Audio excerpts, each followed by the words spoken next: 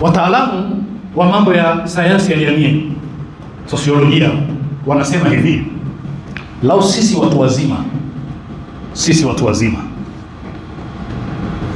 tungeondoshwa duniani, tungeondoka sote duniani kwa miaka 20, 30, 40, wakaachwa watoto wadogo tu miaka 2 kushuka chini.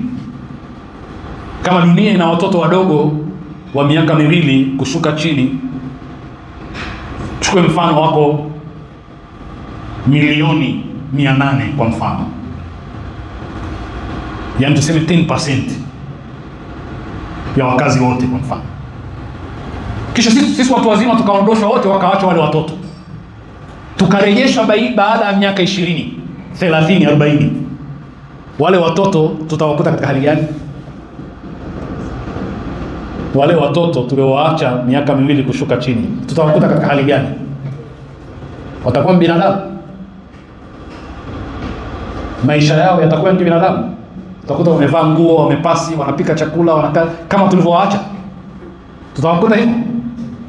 Hatawakuta hivyo. Tutawakuta ni hayawani kabisa, na pengine wasiwe hata na lugha zile tulizokuwa nazo sisi tulipoondoka. Unaelewa hilo?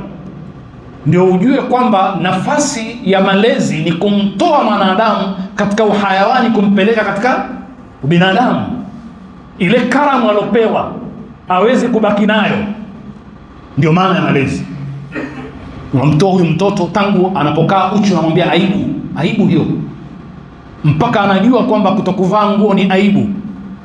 Kisha anakuwa ni mtu mzima, kesho anambweka akitembea na suti yake. Unamtoa kule mpaka anafikia pale, unamtoa kwenye uhayawani. Unataka kulinda ile heshima aliyopewa na Mwenyezi Mungu, kuwa aendelee kuwa ni binadamu.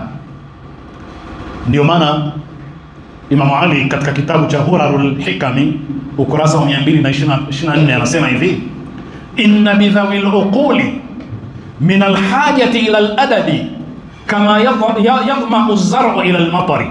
Hakika viumbe vyenye akili ambacho ni mwanadamu, inna bidhawil uquli, hakika kwa wale wenye akili ambao wanadamu, basi wana haja ya adabu, tabia njema. Kama yadhma'u az-zar'u ila al-matar, kama ambavyo mimea inavyohitajia maji. Yani mimea inahitajia maji iweze kustawi, iweze kuwa hai. Mwanadamu anahitajia adabu, maadili, malezi, na malezi ndio uhai wake. Atakuwa ni hayawani kama hana malezi.